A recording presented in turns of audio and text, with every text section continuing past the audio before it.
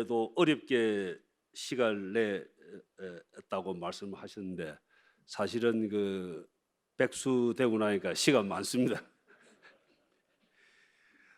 오늘 이 자리에 우리 최윤희 총재님도 뵙고 또 이명우 부회장님, 또 박정석 회장님, 또 정부의 윤현수 원장님, 또 최승용 국장님 등 여러 분 뵙게 됐습니다. 너무나 반갑고요.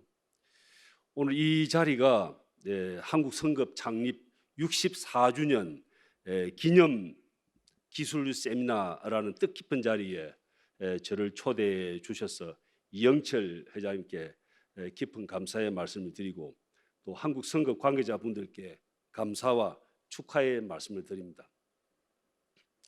저는 오늘 이 행사가 두 번째로 한다는 걸 제가 몰랐습니다. 조금 전에 이 회장님만 들었는데요.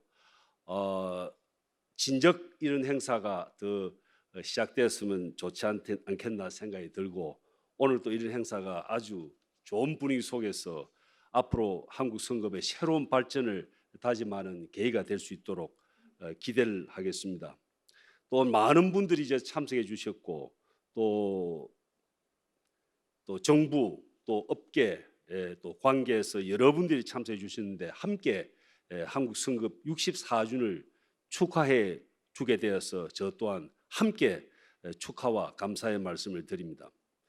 저도 몇 번 말씀드렸습니다만 8년 이제 런던에서 생활하고 돌아와 가지고 그동안 여러 정부의 해양수산부 관계자 또 업계 여러 가지 도움을 받았습니다만은 또 한국 성급에서 제 선거 당시부터 또 당선된 이후에 준비 과정에서 성급에서 많은 지원을 해주시 가지고 정말 감사의 마음을 갖고 있습니다. 오늘은 64주년을 맞아서 지속 가능하고 디지털화된 해양산업의 미래를 어떻게 준비할 것인가라는 그 초점에 대해서 간략히 말씀드리고자 합니다. 지금 슬라이드가 띄워져 있는데요.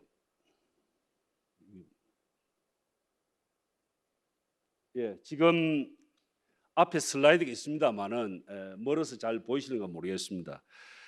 국제통화기금은 IMF는 24년, 25년에 글로벌 경제 성장률을 각 3.2%로 예측을 하고 있고 작년의 성장률과 비슷한 수준일 걸로 보여집니다.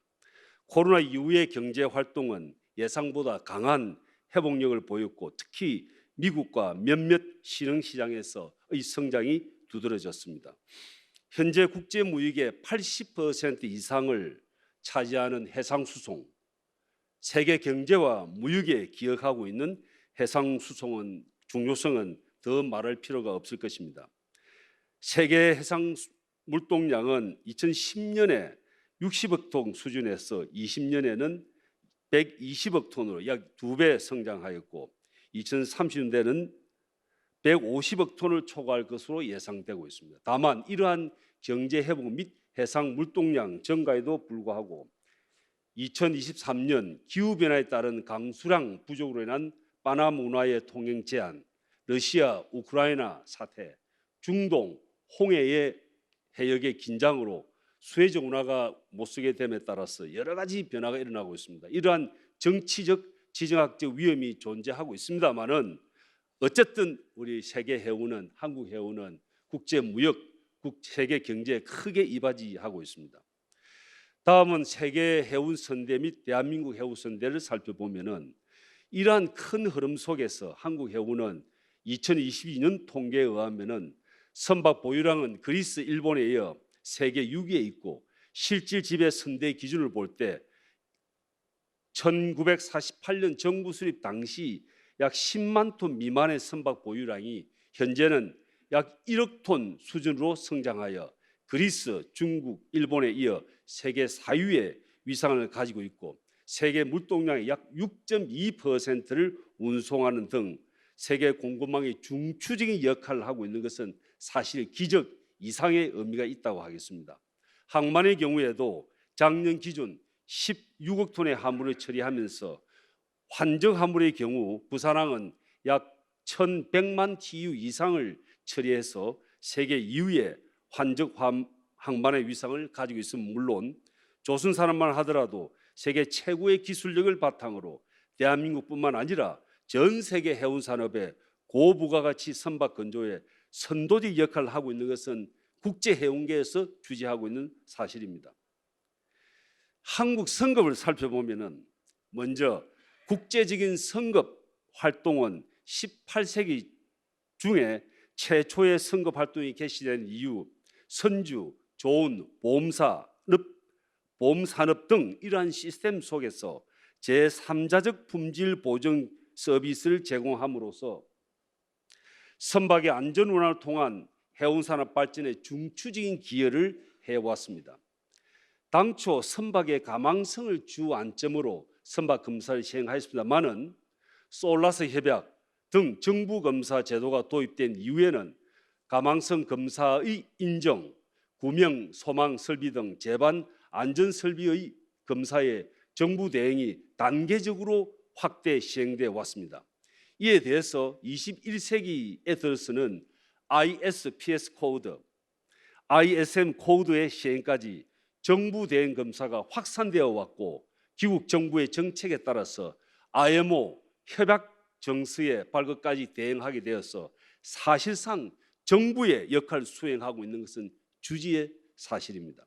뿐만 아니라 국제 선박 등록 제도와 제3자 선박 관리 제도의 확산에 따라서 국제 협약의 시행 업무가 국제 선박 등록국, 과거에는 FOC입니다만 지금은 국제 선박 등록국, 선박 관리 업체, 선급협회의 삼각 시스템에 의해서 광범위하게 시행되고 있는 점, 선박 운항사, 보험사, 기국 정부, 조선사, 금융사 등 선박 관계자에 대하여 광범위한 선박 기술, 전문 기술 서비스를 제공하여 건전한 해운 발전에 필수적인 역할을 하고 있는 점을 고려할 때 선급의 역할은 당초의 역할에서 광범위하게 확대되어 왔기 때문에 이런 부분은 상당히 주지할 필요가 있습니다.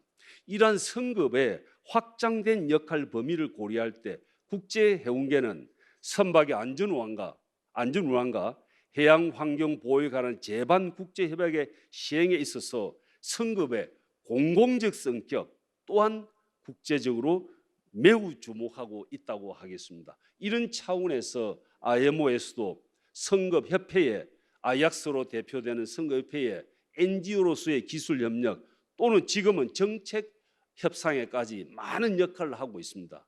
이 기회를 빌어서 국제선급연합회 그리고 특히 우리 대한민국 한국 선급의 역할과 기여에 대하여 IMO를 또 대신해서 또 이 시점에서 감사의 말씀을 드립니다. 지금 현재 IMO가 하고 있는 일들이 무엇인가를 살펴보면 두 가지입니다. 하나는 디카보나이제이션, 기후변화 문제고 다른 하나는 디지털라이제이션입니다. 이 두 가지 2D는 EU의 정책하고 그대로 일치하고 있습니다. 저희들이 하고 있는 내용, EU가 하고 있는 내용 똑같습니다. 그래서 대부분의 선진 국가에서 이 두 가지에 대해서 큰 주안점을 두고 일을 하고 있습니다. 기후변화 대응에 관련해서는 2015년 UN 파리 협정에 채택이 되고 또 17개 UN 지속 가능 성장 목표 SDG가 2015년 채택된 이후에 이는 미래 지구 환경 보존을 위하여서 초석이 되는 역할을 하고 있습니다. 특히 SDG 14번 해양 보존 목표는 지속 가능한 블루 이코노미를 주창을 하고 있습니다. 사실은 이 기회를 빌어서 저는 사측계로 또 여러 가지 말씀드렸습니다만은 우리 이제 존경하는 그 전 유엔 사무총장이신 반기문 총장님께 큰 그 감사와 찬사를 드리고 싶습니다. 왜냐하면은 많은 업적 중에도 2015년도에 약 20년 이상의 그 논의이 되어 왔던 기후변화 협정을 2015년 12월 15일 날 파리에서 채택되게 만들었던 지휘를 하셨고 또 SDG가 굉장히 중요합니다. ESG 관련해서도 중요하고 그 SDG를 그 2015년도 9월 달에 유엔에서 채택을 했습니다. 이 두 가지 특히 우리 반 총장님 지휘하에서 이루어졌기 때문에 정말 감사와 찬사의 말씀을 드리고 싶습니다. 또 블루 이코노미에 관련해서는 1992년 브라질의 리오데자네이루에서 개최되었던 유엔 환경개발회의에서 그때 채택되었던 해양 관련 의제들이 실질적으로 전 세계적인 아젠다로 지금 확산되고 있습니다. 이와 같은 기조를 전제로 국제사기구는 유엔 기후변화 정책 추진에 맞추어서 2018년도에 2050년도를 목표로 2008년 대비 해운 CO2 배출량을 50%까지 저감한다는 목표를 채택을 했습니다. 초기 전략입니다. 그 이후에 5년간 작년까지 175개 해운국 중에서 개도국, 선진국, 산유 수출국, 태평양 군소 도서국, 그리고 초강대 산업국가 그룹 등 여러 국가들 간의 팽팽한 이해 충돌 협상 끝에 작년 7월 국제해운 탈탄소화 최종 전략을 해운국 만장일치로 채택을 하였습니다. 동최종 전략의 핵심 내용은 2050년경 네트제로 탈탄소화를 달성키로 하고 이를 위해서 2040년까지 국제해운의 총 CO2 배출량의 70% 내지 80%를 감축한다는 목표를 갖고 있습니다. 이와 같은 목표 달성을 위해서 세부적인 기술 조치와 또 경제적인 조치는 2025년까지 개발해서 27년부터 시행한다 이렇게 되어 있습니다. 관련해서 개발도상국가에 대해서는 기술 이전, 경제 지원 등의 방안이 검토가 되고 있습니다. 또한 금년부터 시행에 들어간 EU의 탄소세 시행과 더불어 2027년부터 글로벌 해운 탄소세 경제적인 조치가 단계적으로 시행될 것이므로 이러한 탄소세와 같은 경제 조치는 그 성격상 거액의 재원이 발생하게 될 것이므로 이 재원의 이용 방안에 대해서 지금 IMO에서 해운국 간 아주 긴밀하게 협의를 하고 있습니다. 그래서 이런 내용들은 금년 가을부터 내년 말까지가 아주 핵심적인 논의가 진행이 되어 있습니다. 구체적인 기술적인 조치, 경제적인 조치가 채택되기 때문에 우리 대한민국도 아마 계속 큰 역할을 해 나갈 것으로 믿고 있습니다. 이러한 기후변화 추진 전략을 촉진하기 위하여 전 세계에 44개 녹색 해운 항로가 추진되고 있고 정부 공공기관뿐만 아니라 나이키와 같은 초대형 제조업체, 금융, 해운 포워딩 업체와 항만 산업계가 2050년경 탈탄소화 목표를 달성을 위해서 융합적인 노력을 배가하고 있습니다. 여기서 우리가 주목할 부분은 해운 기후변화 대응 조치는 지금부터 향후 15년간, 지금부터 5년간, 특히 총 15년간 약 5만 5천 척의 국제해운 운항 선박의 대응에 직접적인 영향을 미치기 때문에 지금도 정부와 마찬가지로 업계에서 아주 고심하고 또 연구하고 대응을 잘 해 나가신다고 알고 있습니다. 이러한 내용과 더불어서 기후변화 전략 목표를 차질 없이 달성하려면 미래 연료의 원활한 공급이 필수적이므로 최적 미래 연료의 제시, 공급망 구축이 필요합니다. 이를 위해서 아까 회장님께서 말씀하셨습니다마는 메탄올, 수소, 암모니아, 바이오 연료와 같은 대체 연료에 대한 연구가 지금 활발히 진행되고 있고 이러한 연료들은 기존 연료들에 비해서 온실가스를 감축하는 큰 역할을 하고 있다고 평가하고 있습니다. 이러한 해운 기후변화 전략과 함께 국제해운은 자율운항 선박, Maritime Autonomous Surface Ships, 자율운항 선박 마스를 필두로 한 선박의 디지털화가 한꺼번에 진행되고 있습니다. 인공지능과 첨단 센서를 활용한 자율운항 선박의 도입은 해상 사고를 줄이고 선원 노동력을 절감하며 고도화된 예측 운항 시스템을 활용하여 운항 효율성을 극대화할 수 있는 잠재를 가지고 있습니다. 그러나 선원이 성선하는 것을 전제로 지금까지 개발된 국제 여러 가지 규범 체제, 기술 규정들은 사실은 미래의 발전에 대비해서는 여러 가지 정비를 해 나가야 됩니다. 그런 차원에서 IMO에서도 이 마스 선박에 적용되는 별도의 코드를 개발하고 있습니다. 이와 관련해서 지금 말씀드린 기후변화 전략, 디카보나이제이션, 또 디지털 관련 전략, 이 두 가지가 한꺼번에 일어나기 때문에 이러한 선박을 누가 운항할 것이냐, 그런 차원에서 해기사의 고급 해기사의 교육, 훈련이 굉장히 중요합니다. 또한 그 항만 애수도의 그 기후도 일어나기 때문에 항만을 운영하는 사람, 그다음에 항만에서 모든 정보 종합적인 정보 관리 시스템이 도입되기 때문에 선사, 항만 당국 또는 그 CIQ 기관들, 그다음에 또 정부, 그리고 업계 모든 스테이크 홀더들의 유기적인 협력 체제가 계속 구축될 것으로 알고 있습니다. 그러면은 우리 조선 및 해운국으로서 IMO의 활동의 중요성, 또 우리 정부 및 회사 업계에 바라는 사항이 있다면은 앞서 말씀드린 2D Decarbonization and Digitalization의 이러한 국제적인 도입은 단순한 규제의 강화나 기술의 발전이 아니며 해운 조선 분야의 새로운 패러다임의 전환을 의미하고 있습니다. 그렇기 때문에 향후 15년간의 전략이 미래 해운 조선 산업의 지속 성장의 향배를 결정하게 될 것이므로 정부, 연구기관, 업계의 긴밀한 협업을 통해서 최적의 전략 전술을 채택해 나가야 됩니다.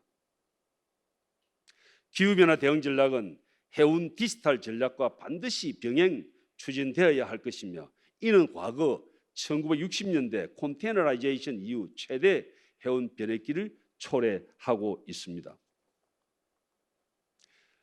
제가 그 IMO 총장을 근무하면서 기후변화와 이런 디지털 한꺼번에 일어나기 때문에 사실은 저 개인적으로 굉장히 괴로웠습니다. 한편은 괴로운 점 첫째는 선진국과 개도국 간에 엄청난 격차가 있습니다. 선진국은 소위 화두가 이것입니다. 레벨 플레잉 필드입니다. 같은 조건에서 시합하자, 이게 선진국의 주장하는 최우선적인 캐치프레이즈입니다. 개도국 입장에서는 CBDR, Common but Differentiated Responsibility, 우리 경제적인 여건과 환경에 맞게끔 우리가 적용을 해야 되고 거기에 필요한 지원을 해줘야 된다. 이게 CBDR입니다. 이 두 가지 개념이 충돌하는 과정에 이 영향이 특히 개도국에 더 많이 미치기 때문에 어떻게 개도국들을 도와주느냐, 또 어떻게 개도국들을 인카리지 하느냐, 선진국에 대해서는 너무 지나치게 요구하는 것은 안 맞다, 개도국의 입장을 이해를 해야 된다, 이런 각도에서 굉장히 힘들었습니다. 결과적으로 175개국의 만장일치로 채택이 되었습니다만은 이런 과정 속에서 앞으로도 지금 IMO도 마찬가지, 유엔도 지금 하고 있습니다만은 전체적으로 지구 환경을 위해서 추진해 나가되 개도국에 대한 함께 살 수 있는 이런 방안에 대해서도 더 노력을 해야 됩니다. 그런 차원에서 해운 분야에 있어서 특히 우리 대한민국이 개도국에 대한 지원 사업을 굉장히 잘 하고 있습니다. 사실은 자금 지원도 ODA 자금 플러스 또 기타 자금을 통해서 상당 액수를 IMO로 중심으로 한 무대에 기부를 하고 있고요. 그 내용을 바탕으로 여러 가지 많은 프로그램들이 개발되고 있습니다. 그런 차원에서 대한민국이 제가 보기에는 유엔 차원의 이야기가 아니라 하더라도 IMO 무대에서 볼 때 대한민국이 이런 차원에서 세계 톱 수준으로 개도국에 대한 배려, 또 지원, 또 선진국과 관계에 있어서의 어떤 그 협상, 소위 그 브리징, 파실리테이션의 역할을 대한민국이 최고로 지금 잘 하고 있습니다. 최근 뉴스에 따르면은 우리나라 조선 산업은 올해 1분기에 선박 수주액이 136억 달러로 중국을 앞지르면서 세계 1위로 올라갔다고 합니다. 우리나라 해운은 전 세계 선박 소유선대, 국적 선대 운영에서 계속도 상위권을 차지하고 있습니다.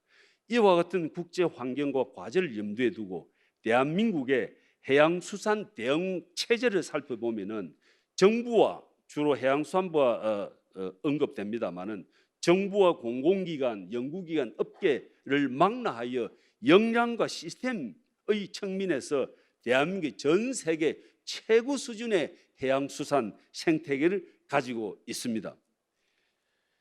이와 같은 생태계를 바탕으로 글로벌 패러다임의 변했기에 정부와 업계가 긴밀히 협업을 하면은 엄청난 미래의 국부 창출의 기회를 가지고 있고, 또 조선 해운 기자재 분야의 혁신과 기술 발전을 통해서 국제 기준을 선도하는 글로벌 리더십을 더 발휘할 수 있으면서, 이런 과정에서 국제 글로벌 화두인 소위 기후 변화 문제를 위해서 친환경 해양 산업으로 전환을 국제적으로 리드할 수 있다고 봅니다.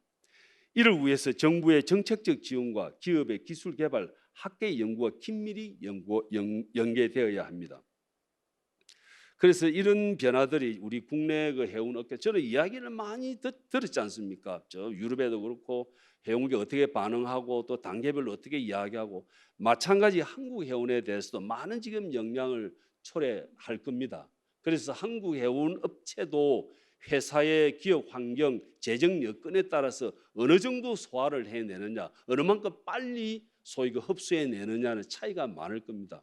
그런 차원에서 상당히 부담을 많이 느끼는 업체도 많이 계시기 때문에 저 또한 마음이 무겁습니다만은, 그러나 국제적인 첨예하게 양극화 대립되는 것을 그나마 이 형태로 중재안으로서 작년 7월에 채택이 됐기 때문에 아마 우리 국내 해운 기업에 대해서 부담이 생기기 때문에 한편으로는 정말 죄송스럽게 생각을 하면서도 한편으로는 박수를 치면서 정말 격려를 하고 싶기 때문에, 여기 앉아 계시는 우리 한국 해운계를 대표하는 분들께 정말 감사와 찬사의 말씀을 드리고, 앞으로도 계속 기회되는 대로 또 힘이 닿는 한 격려해 나가도록 하겠습니다.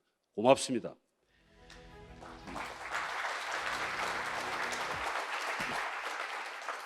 특히 한국 성급은 이러한 변화의 시대를 누구보다 먼저 대비해 나가야 됩니다. 이미 한국 성급은 탈탄소와 선박 자동화 시대에 대비하기 위한 준비를 착실히 하고 있습니다. 한국 성급이 갖고 있는 선박 분야에 대한 기술력과 전문성, 전 세계적으로 우수한 인력들은 새로운 변화의 시대에 맞기에 부족함이 없습니다. 새로운 변화 시대의 한국 성급이 탈탄소와 자율운항 선박 등 국제적 과제에 대응하기 위한 명확한 방향과 목표를 수립해서 전략적으로 대응해 간다면은 대한민국 해운 조선 산업의 기여함은 물론 새로운 성장 동력을 창출해 갈 수 있기를 누구보다 기대를 하고 있습니다. 마지막으로 한 가지 덧붙이고 싶은 사항은, 성급도 60년도에 발족이 된 이후에 지금 이만큼 성장을 했는데요. 성급이 이제 아약 성급이 12개 성급이 있고, 그 외에 많은 또 성급 관련 기관들이 국가별로 많이 있습니다. 6, 70개 넘는데, 특히 이런 국제 환경 속에서 완전 경쟁에 노출되어 있는 게 성급의 역할입니다. 그래서 그런 환경 속에서 또 성급의 소위 역량이 또 여러 가지 차이가 많습니다. 그런 차원에서 그런 환경 속에서 우리 한국 성급이 지금까지 이 모습으로 성장해 왔다는 것은 우선 해운업계의 그런 지원과 격려가 바탕이 돼 있고, 또 정부, 해양수산부를 대변하는 정부의 역할도 많이 있다고 봅니다만은, 특히 한국 성급의 임직원 여러분들이 정말 피와 땀으로 이때까지 성장해 나왔다고 됩니다. 지금 이영철 회장님이 계십니다만은 국제 환경에서 소위 유수 국제 성급과 경쟁한다는 대단히 어렵습니다. 외국 선주들이 뭘 생각하고 있으며 또 어떻게 하고 있고, 또 다른 국제 성급들이 어떤 생각으로 전략을 세우는가를 제가 옆에 쭉 지켜볼 때, 그런 초점에서 볼 때 한국 성급이 이 지경까지 발전되어 왔다는 것은 엄청난 성과고 기적이고 피와 땀의 노력의 산물이라고 생각합니다. 이 기회를 빌어서 우리 이영철 회장님과 KR 임직원 여러분들이 박수 한번 주시면 감사하겠습니다.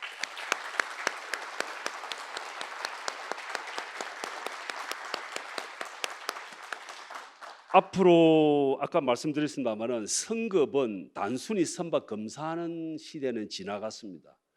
전체적인 토탈 선박 회사 기술 서비스 프로바이더로 역할이 지금 저는 변했다고 봅니다. 그런 차원에서 비단 지금 우리가 디카보나이제이션을 이야기하고 있습니다만은, 지금 해운회사들이 어떻게 대응할 것이냐, 어떤 전략을 세울 것이냐, 어떤 시기에 투자를 하느냐, 어떤 종류의 대체 연료를 사용할 것이냐, 이런 부분에 대해서는 물론 해운회사 자체에서 영향을 가지고 연구를 하고 있습니다만은 제가 보기에 테크니컬 백그라운드 볼 때는 한국성급이 많은 정보를 가지고 종합적으로 볼 수 있는 역할이 있다고 봅니다. 국제적인 뭐 여러 가지 지원 분석 기관들이 있습니다만은 한국 선대의 경우에 있어서 우리 한국성급이 그런 소위 통합적인 컴프레hen시브한 전문 기술 서비스 프로바이더로서 역할을 지금도 하고 계시고 아마 지금 앞으로 더 중요하기 때문에 그 역할을 더 적극적으로 확대해 주시면은 한국 해운이 발전하는 데 더 도움이 되지 않나 생각이 듭니다.